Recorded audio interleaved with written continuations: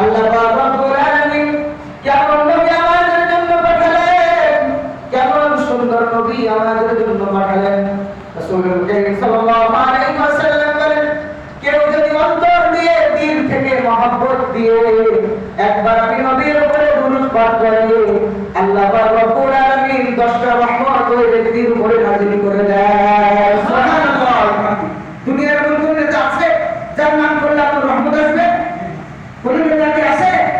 দুনিয়ার কোন নেতা নাই। আপনার নেতা সাইয়্যিদুল মুরসালিন খাতামুন নবিয়্যিন, যে নবী না হলে পৃথিবী সৃষ্টি হতো না। রাসূল কারীম সাল্লাল্লাহু আলাইহি ওয়াসাল্লাম বলেন, কোন ব্যক্তি যদি অন্তর দিয়ে আমাকে একবার স্মরণ করে, একবার আমার নাম উচ্চারণ করে, আল্লাহ পাক রব্বুল আলামিন খুশি হয়ে ওই ব্যক্তির উপর 10টা রহমত নাযিল করে দেন। ওয়াকাত্তাব আন মাশারা খাতিয়াতিন, আল্লাহ পাক রব্বুল আলামিন ওই ব্যক্তির আমলনামা থেকে 10টি গুনাহ মাফ করে দেয়। এমন দুনিয়ার কোন মানুষ আছে নাকি যার নাম উচ্চারণ করলে আপনার জীবনের গুনাহ মাফ হয়ে যায়? দুনিয়ার এমন কোন মানুষ আছে নাই যার নাম উচ্চারণ করলে গুনাহ মাফ হয়ে যায়? কিন্তু আমার আপনার নবী, হাবিব নবী, প্যারা নবী, সাইয়্যিদিনা নবী মুহাম্মদ আরবি নবীর নাম যদি উচ্চারণ করা হয়, আল্লাহ পাক 10টি গুনাহ মাফ করে দেয়। আউকিয়াত লাহু 10 দারাজাতিন, হাবিব নবী ডাক দিয়ে বলেন, আমার গুনাহগার উম্মতেরা, কেউ যদি অন্তর দিয়ে আমাকে একবার স্মরণ করে, আল্লাহ পাক 10টি মর্যাদার স্তর ওই ব্যক্তিকে দান করে দেয়। মর্যাদার জন্য লোকের কাছে যাওয়া লাগে না, মর্যাদার জন্য লোকের দুয়ার হাঁটা লাগে না। আল্লাহ পাক বলেন, কুলিল্লাহুম্মা মালিকাল মুলকি তুতিল মুলকা মান তাশা ওয়া তানজিউল মুলকা মিম্মান তাশা ওয়া তুইজ্জু মান তাশা। আমি আল্লাহ ইজ্জতের মালিক, আমি আল্লাহ বেইজ্জতের মালিক। আমি আল্লাহ কাউকে চাইলে ইজ্জত দান করি, আবার কাউকে বেইজ্জত করি। এজন্য আল্লাহ পাক রব্বুল আলামিনের হাবিবকে যদি অনুসরণ করা যায়, আল্লাহ পাক রব্বুল আলামিন আপনার মর্যাদার স্তর এমনি বাড়ায় দিবেন। আল্লাহ পাক রব্বুল আলামিন বলেন, কোরআন হাকীমের ভিতরে আল্লাহ জানিয়েছেন, ইয়া আইয়ুহাল্লাযীনা আমানু আতিউল্লাহ ওয়া আতিউর রাসূল। হে ইমানদারগণেরা, তোমরা আমি আল্লাহকে অনুসরণ করো, তোমরা আমি আল্লাহকে অনুগত করো, আনুগত্য হাসিল করো এবং আমার রাসূলের আনুগত্য করো। যদি আমি এবং আমার রাসূলের আনুগত্য তোমরা করতে পারো, তাহলে আমি আল্লাহ তোমাদেরকে সফলকাম মুমিন হিসেবে জান্নাত দান করে দেব। সুবহানাল্লাহ।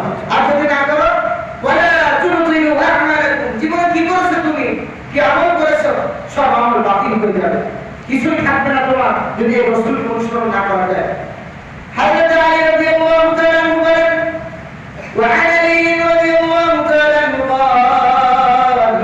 قال رسول الله صلى الله عليه وسلم البخيل الذي لم يذكر عنده فلم يصلي عليه। যদি কোন ব্যক্তির সামনে আমার প্যারা হাবিবের নাম উচ্চারণ করা হয়, আর ওই ব্যক্তি যদি দুরূদ শরীফ না পড়ে, ওই ব্যক্তির মতো কৃপণ ব্যক্তি দুনিয়ার একটাও নাই। ওই ব্যক্তি দুনিয়ার ভিতরে সবচেয়ে বকিল, কৃপণ ব্যক্তি, যার সম্মুখে আমার নাম উচ্চারণ করা হয় কিন্তু সাল্লাল্লাহু আলাইহি ওয়াসাল্লাম বলে না। আমার নবী কি নবী, প্যারা নবী, যে নবীর নাম উচ্চারণ করলে আল্লাহ গুনাহ মাফ করে দেয়, যে নবীর নাম উচ্চারণ করলে আল্লাহ মর্যাদার স্থান বাড়িয়ে দেয়, যে নবীর নাম উচ্চারণ করলে আপনার আমার জীবনের সব মোড় ঘুরে যায়, যে নবীর নাম উচ্চারণ করলে দুনিয়ায় শান্তি আসে, সেই নবীর নাম উচ্চারণ করতে আমরা সবাই রাজি না ইনশাআল্লাহ? সবাই আমরা সেই নবীর অনুসরণ করব। আমাদের 3.5 হাত বডির ভিতরে রাসূলের সুন্নাত দ্বারা সাজাতে হবে। আমরা দুনিয়ায় কোন নেতার পিছনে ঘুরি, যে নেতার চরিত্র ঠিক নাই, যে নেতার কিছুই ঠিক নাই, দুনিয়ায় সেই নেতার পিছনে ঘুরি।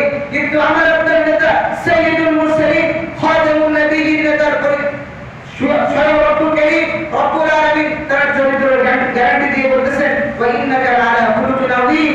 নবী হে, আপনি উত্তম চরিত্রের অধিকারী। শুধু উত্তম চরিত্রের অধিকারী, ওয়া আল্লাহর বহুবচন হিসেবে আল্লাহ বলেন, নবী উত্তম চরিত্রের অধিকারীর উপরে অধিকারী আপনি। সুবহানাল্লাহ। আমরা দুনিয়ায় কোন নেতার পিছনে ঘুরি, দুনিয়ায় কোন নেতার পিছনে আমরা ঘুরি, দুনিয়ায় কোন নেতার পিছনে আমরা ঘুরি না, কোন নেতার পিছনে আমরা ঘুরবো। কোন নেতা আমাদেরকে রহমত দিতে পারবে না, কোন নেতা আমাদেরকে কোন সময় দিতে পারবে না, কোন নেতা কিয়ামতের দিন সম্মান করতে পারবে না। কিয়ামতের দিন যখন মানুষ বিভীষিকাময় অবস্থা হয়ে যাবে, মানুষ পাগল করে হয়ে ছুটবে, কোথায় গেলে একটু রহমত রহমত পাওয়া যায়। মানুষ হযরত আদম আলাইহিস সালাতু ওয়াস সালামের কাছে গিয়ে বলল, ইয়া আদম, ও আমাদের পিতা, আপনি আমাদের জন্য একটু সুপারিশ করুন যেন আল্লাহ পাক রব্বুল আলামিন কিয়ামতের বিচারটা থেকে একটু শুরু করে দেয়। হযরত আদম আলাইহিস সালাতু ওয়াস সালাম বললেন, ও আমার আদম সন্তান, আমার সন্তানেরা, তোমরা যাও, আজকে আমি পারবো না। আজকে আল্লাহর সামনে যা একটু শব্দ করার মতো ক্ষমতা আমি আদমের নাই। তোমরা একটু চলে যাও। মানুষ পাগল করা হয়ে নূহ আলাইহিস সালাতু ওয়াস সালাম এমন ভাবে প্রত্যেকটা নবীর কাছে যাবে, সবাই অপরগতা স্বীকার করে দেবে। কেউ বলবে আমি পারবো না, আমি পারবো না, সবাই অপরগতা স্বীকার করবে।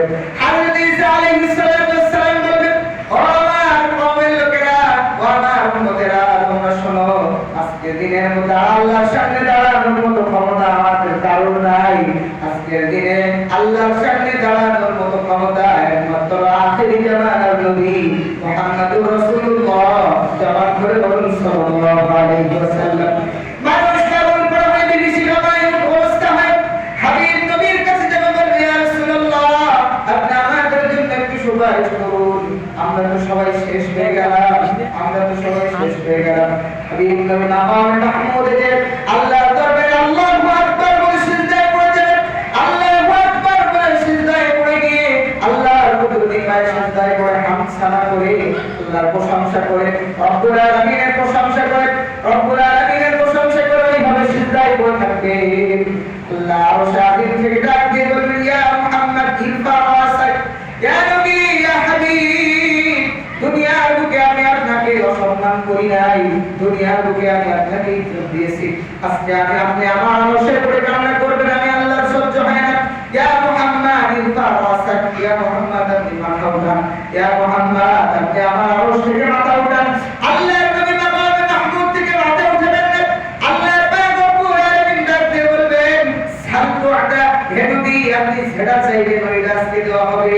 আল্লাহ ফাশাফাআহু ওয়া শাফাআতি, যার জন্য আজকে আপনি সুপারিশ করবেন, আপনার গুনাহের উম্মতের জন্য যার জন্য আপনি আজকে সুপারিশ করবেন, আজকে তার সুপারিশ কবুল হয়ে যাবে। নবী আপনি শুধু মাথা উঠান। আল্লাহর প্রিয় হাবিব রাসূল করিম সাল্লাল্লাহু আলাইহি ওয়াসাল্লাম উম্মতের মায়ায় পড়ে হাবিব নবী উম্মতের মহব্বতে মাথাটা উঠাবেন। আল্লাহর দরবারে মাথা উঠিয়ে বলবেন, ইয়া রব্বুল আলামিন, আল্লাহ আপনি দুনিয়ার প্রত্যেকটা নবীকে একটি করে মুস্তাজাবুদ দাওয়া দিয়েছিলেন, একটি করে বিশেষ দোয়া দিয়েছিলেন। সেই দোয়াটা প্রত্যেক নবী দুনিয়ায় করেছে, কিন্তু আমি হাবিব নবী আমার উম্মতের মায়ায় দুনিয়ায় শত বিপদের মুখে পড়ে দোয়াটা করি নাই। আমি তায়েফের ময়দানে গিয়ে রক্ত ঝরিয়েছি, তিনবার বেহুশ হয়েছি। আমি উহুদের ময়দানে দাম মোবারক শহীদ করেছি, মাথার ভিতরে লোহার হেলমেট ঢুকিয়েছি। আমি যুদ্ধের ময়দানে শরীর থেকে রক্ত ঝরিয়েছি, কিন্তু কখনো বিপদে বেদনায় ওই দোয়াটা করি নাই। আজকে আমার গুনাহগার উম্মত বিপদে পড়বে আর আমি হাবিব নবী চুপ থাকবো, এটা ভাই না। আল্লাহ আমার গুনাহগার উম্মতের অন্তরে, যাদের অন্তরে সিটে ফোঁটা পর্যন্ত ঈমান আছে, তাদের কাউকে আপনি জাহান্নামে দিতে পারবেন না। আল্লাহ দুনিয়ায় আমি ওই দোয়াটা করি নাই, আমার গুনাহগার উম্মতের জন্য ওই দোয়াটা আমি আপনার দরবারে রেখে দিয়েছি। আজকে ওই দোয়াটা করলাম, আজকে আল্লাহ আমার একটা উম্মতকে আপনি জাহান্নামে ঢুকাতে পারবেন না।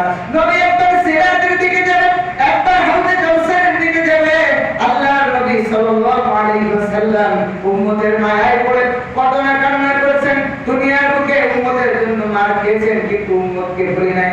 আমরা এত কপাল পড়া মুসলমান, আমরা এত হতভাগা মুসলমান, একটু সামান্য যদি টাকার লোভ দেখানো হয়, ঈমানকে পরিত্যাগ করতে ওই মুসলমান দ্বিধা করে না, ঠিক কি না? ঈমানকে আগাপন্ন করতে হবে।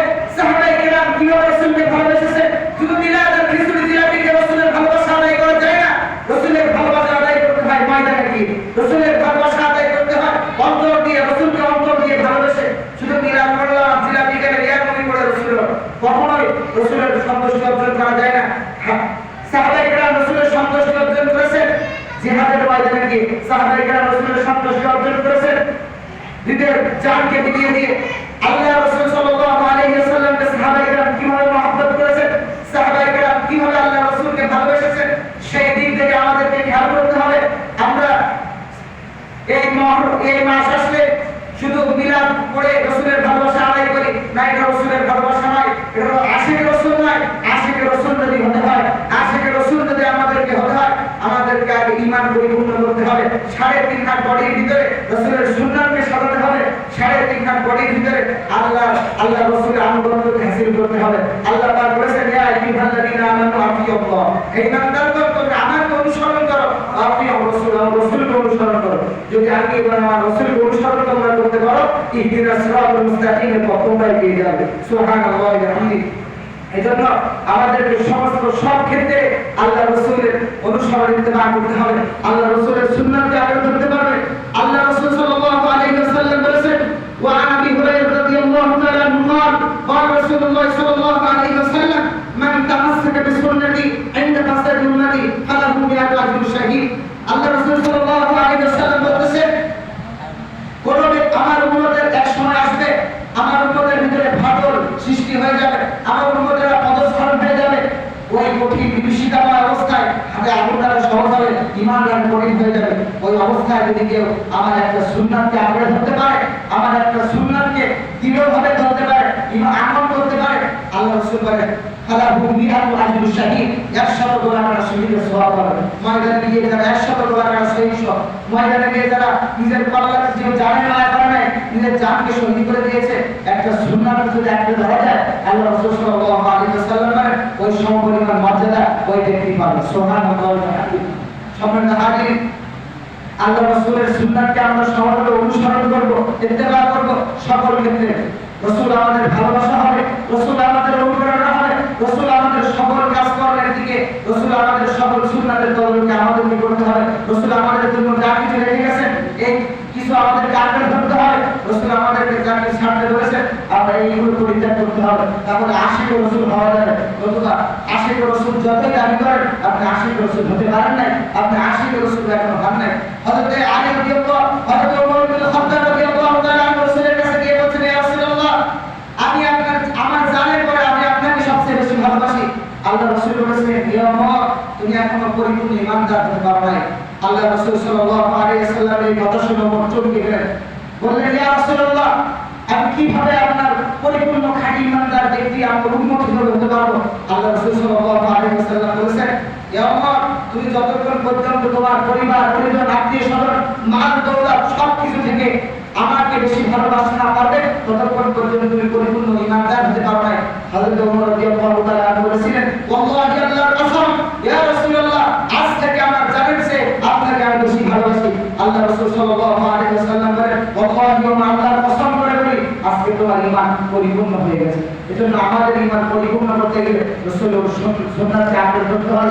আমাদের জীবন, মাল, দৌলত সবকিছু থেকে আমাদের রাসূলকে আগে প্রাধান্য দিতে হবে। আল্লাহ রাসূলকে সব কাজে আঁকড়ে ধরতে হবে। সবার হাজির সময় শেষ হয়ে গেছে। যেটুকু কথা বললাম হয়তো নগণ্য, আমি আপনাদের